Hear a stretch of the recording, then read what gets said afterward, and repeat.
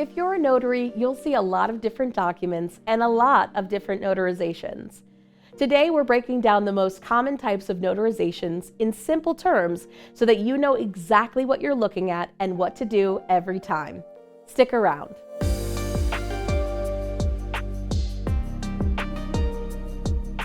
Let's start with the most common notarization you'll encounter, the acknowledgment.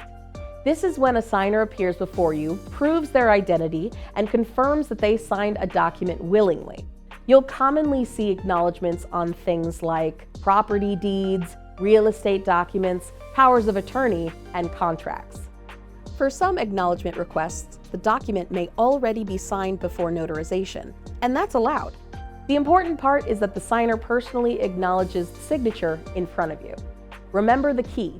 An acknowledgment is about confirming a signature, not swearing to what's inside the document. Now the next notarization looks similar on paper, but it works very differently. This is the Jurat, and it's one that can trip up a lot of new notaries. With a Jurat, the signer must sign the document in your presence, and you must administer an oath or affirmation. This means the signer is swearing or affirming that the contents of the document are true and correct. You'll usually see jurats on documents like affidavits, sworn statements, or legal declarations for court or government use. These are used when the truth of the document really matters. The key here? A jurat always includes a signature made in your presence and a spoken oath or affirmation. That's what gives the jurat its legal weight. Now to shift to one that's simple in theory, but can be heavily affected by state law, the copy certification. This is when a notary compares a copy of a document to the original and certifies that it's true and accurate reproduction.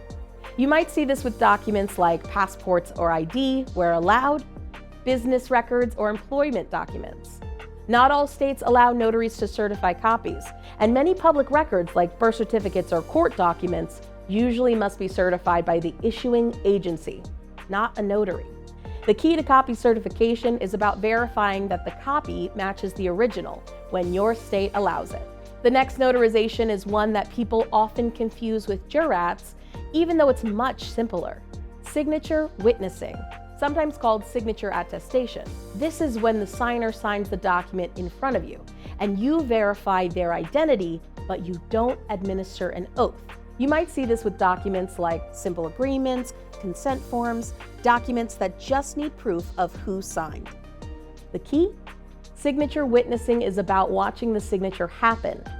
It's basically, I saw this person sign this document. Now let's talk about oaths and affirmations. An oath is a spoken promise to tell the truth, often referencing a higher power. An affirmation is the same promise, just without the religious wording. Notaries often administer these for things like sworn testimony, an oath administered by a county clerk, and official statements that require verbal promise. Sometimes they're part of a jurat, and sometimes they stand alone. The key is that it's a verbal commitment to honesty. Mastering these common notarizations is one of the fastest ways to become a more confident professional notary. The clearer you are on each one, the smoother every appointment becomes.